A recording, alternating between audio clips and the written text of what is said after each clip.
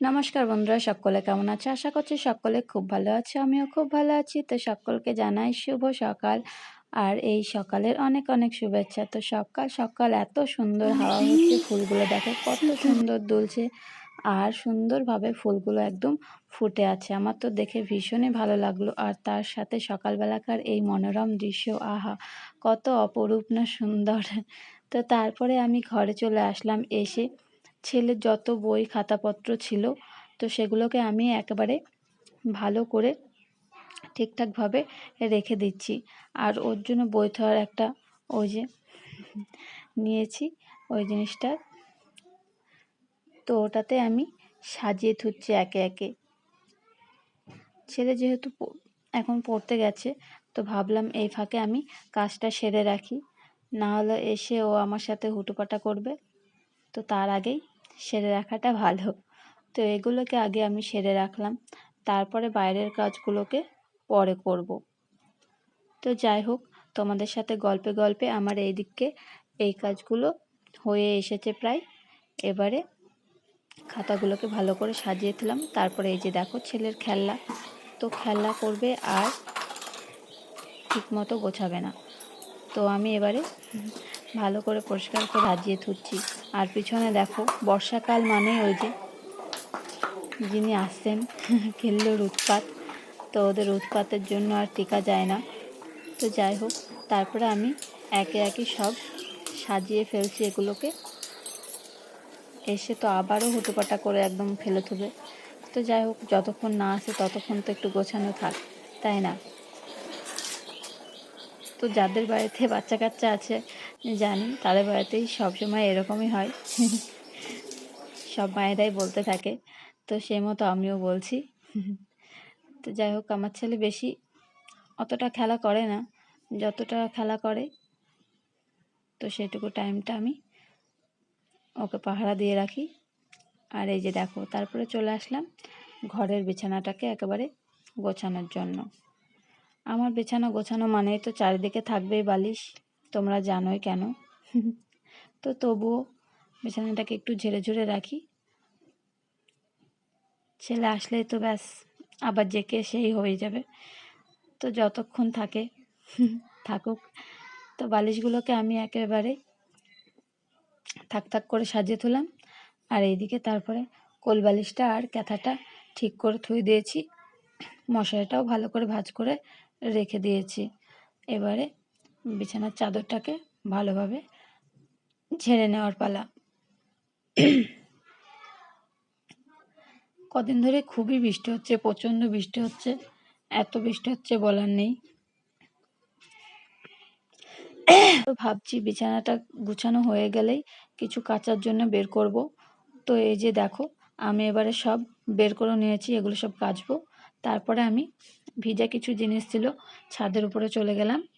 এই যে শাড়িটা মেলে দিলাম, তারপরে বাদ বাকি যা কিছু ভিজা ছিল আমি একে একে মেলে দিলাম। আর এখনও দেখো কি সুন্দর হাওয়া হচ্ছে, খুবই ভালো লাগছিল। মনে হচ্ছিল ওখানে একটু বসে থাকি, কিন্তু বসার উপায় নেই, কেননা নিচে নেমে এসে আবারও থালা বাসন মাজতে হবে, কাজ করতে হবে, রান্না করতে হবে, ছেলেকে স্কুলে পাঠাতে হবে, অনেক কাজ। তো থাকলে হবে না, নেমে যাই। তো তারপরে আমি এসে ফুল তুলব। এই যে দেখো কত সুন্দর বেলি, অনেকে বেলি ফুল বলে হাজারি বেলি, আমি বলি বৃন্দাবন ভ্যাট। তো আমাদের এদিকে বৃন্দাবন ভ্যাটই বলে। আর এই যে দেখো, আমার পাশের বাড়ির জায়ের ছাদে দেখো কত সুন্দর শিউলি ফুল পড়েছে। আমি উপর থেকে দেখেই লোভ আর সামলাতে পারলাম না, চলে আসলাম। দিদিকে বললাম তোমাদের ওই টিনটা একটু সরিয়ে দাও, আমি ছাদে গিয়ে একটু ফুল তুলি। তো দিদি টিনটা সরিয়ে দিয়েছে, যেহেতু সিঁড়িঘরের এখনও ছাদটা হয়নি সেই জন্য আর কি। তো এই যে দেখো, গাছেও কত সুন্দর ফুল আছে, এই যে দেখো। তো শিউলি ফুলগুলোকে আমি নিয়ে নিচ্ছি, গাছে রাখলাম না, গাছের থেকেও আমি নিয়ে নিলাম, যেহেতু ঝরে গেছে তো সেই জন্য আর কি। খুব ভালো লাগছিল। এই যে দেখো, বেশ অনেক কটা হয়েছে। এখন তো শিউলি ফুল মানেই খুব ভালো লাগবে। তারপরে আমি নিচে নেমে আসলাম, আর এদিকে দেখো মাকড়সা ফুলগুলো সুন্দরভাবে ফুটে আছে। তো বৃষ্টির কারণে বেশি ফুটছে না। আর এই যে দেখো, বিড়ালটাকে দুধ দিয়েছি, ও খাচ্ছে। দুধটা অবশ্য নষ্ট হয়ে গেছে, ভাবলাম ফেলে দেব, ওকে দিয়ে দিই। পাশের বাড়ির যা দুধ আনতে দিয়েছিল, তো বৃষ্টির কারণে নিয়ে যেতে পারেনি, আর সেই জন্য আর কি বিড়ালটাকে দিয়ে দিলাম, তো ও খেয়ে নিক। তো এসে ও একদম ডাক্কা মাত্রই খেতে শুরু করে দিয়েছে। তারপরে ঘরে এসে আমি কিছু জিনিস সরিয়ে ঘরটা মুছে নিলাম ভালোভাবে। তারপরে আমি ভাত বসিয়ে দিয়েছি, আর এদিকে আমার স্নান হয়ে গেছে, তো পুজো করব। আর এখানে ছেলে দেখো বিছানায় কি করছে,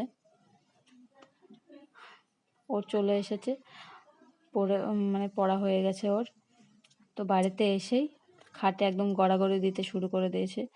আর এইদিকে আমি পুজো সেরে নিয়েছি।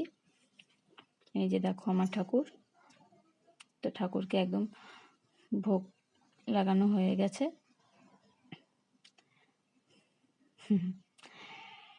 আর তারপরে আমি একটু ঘুরে এসে ভোগটা তুলে ফেললাম। এবার আমি পরিষ্কার করে নিচ্ছি, আর ভোগটা আমি খেয়েও নিলাম, যাতে। আর কি বলো তো, ভোগ দেওয়া মাত্রই আরশোলা, কেলো, তারপরে পিঁপড়ে সব এসে হাজির হয়ে যায়, সেই জন্য বেশি প্রসাদও দেওয়া যায় না। বেশি যে কিছু দেব, দিতে খুব ভয় লাগে।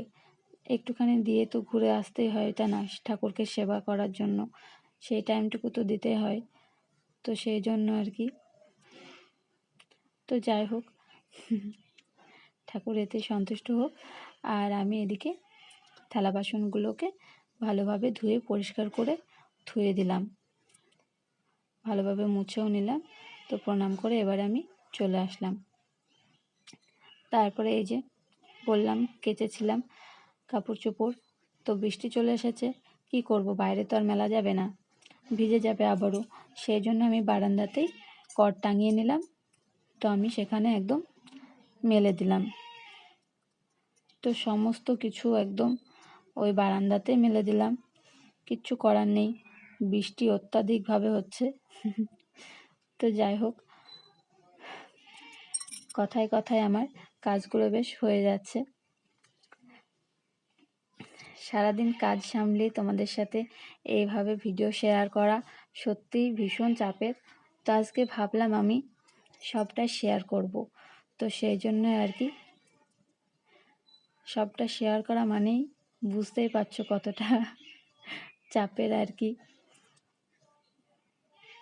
খুবই সহজ কাজ না এটা, আমার দ্বারা বোঝা হয়ে গেছে। আর তোমরা যারা যারা ভিডিও করো অবশ্য তারাও বুঝতে পারছো নিশ্চয়। তো এই যে দেখো, আমার সব জামা কাপড় একদম মেলা কমপ্লিট। এবারে আমি আমার চুলটাকে শুকিয়ে নেব, কেননা ভীষণই ভিজা, তেল দেওয়া আছে সেই জন্য আরও ভিজা। তো এবারে আমি চুলটাকে শুকাই। তারপরে দেখো সমস্ত কিছু আমি গুছিয়ে ধুয়েছি, বাসনগুলো মেজে ধুয়ে দিয়েছি একদম। আর এখানে তারপরে ছেলে স্কুল থেকে এসে বিকালবেলায় খেলা করলো, তারপরে সন্ধ্যাবেলাতে আমি সন্ধ্যাবাতি দিয়ে দিলাম। আর সন্ধ্যাবেলাতেও আমি ঠাকুরকে ভোগ দিই। আর তারপরে এই যে চলে আসলাম ঘরে। আর ওইদিকে দেখতেই পাচ্ছ ঠাকুর ঘরে প্রদীপ জ্বলছে। তো কিছুক্ষণ পরে গিয়ে আবারও ঠাকুরের থালাগুলো তুলে নেব। আর এদিকে তারপরে ছেলেকে ম্যাগি করে দিয়েছিলাম, তো খাচ্ছিল, সেই ফাঁকে আমি সন্ধ্যা দিয়ে নিলাম। আর তারপর ও পড়তে বসেছে, পড়তে বসে এত দুষ্টুমি করে তার ঠিক নেই। তো যাই হোক, এবারে আমার শনিবার, নিরামিষ খাওয়া, কিছু খেতে মন মন করছিল, মনটার মধ্যে আনচান করছিল যে কিছু খাই কিছু খাই, চুপচুপ করছিল। তো ভাবলাম দোকান থেকে কিছু কিনে আনি। তো কাজু বিস্কুট যেগুলো হয় সেগুলো নিয়ে আনলাম, নিয়ে এসে দুজনে মিলে খাচ্ছি। তারপরে দুজনের খাওয়া শেষ হওয়া মাত্রই আর একটু পড়াশোনা করিয়ে নিলাম। স্কুলের পড়া, প্রাইভেটের পড়া সব রেডি হয়ে যাওয়ার পরে আমি দুধটা জাল দিতে চলে এসেছি। আর এখানে দেখো কিছু পোকা পড়ছিল, তো আমি সেগুলোকে তুলে নিলাম।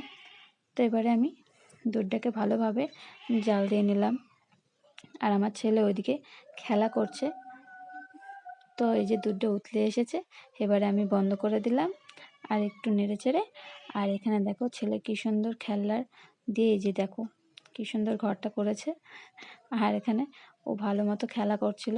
ততক্ষণে দুধটা ঠান্ডা হয়ে গেছে।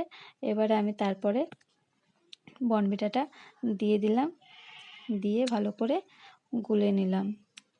ও ঠান্ডা না হওয়া পর্যন্ত একদমই খেতে চায় না, একটু উষ্ণ গরম তো খাবে, তাও খায় না। তো যাই হোক, তারপরে একদম ঠান্ডা হওয়া মাত্র আমি ওকে দিয়ে দিলাম বড় কাপে করে। তো এবারে খেয়ে নিচ্ছে। আর তোমাদেরকে দেখানো হয়েছিল না কি রান্না করেছিলাম। এই যে রাত্রিবেলায় আমি খাবার নিয়ে নিয়েছি, আলু পটলের তরকারি আর এখানে ভাত। তো আমি ভাতটা খেয়ে নিয়ে আজকের ভিডিওটি কেমন লাগলো অবশ্যই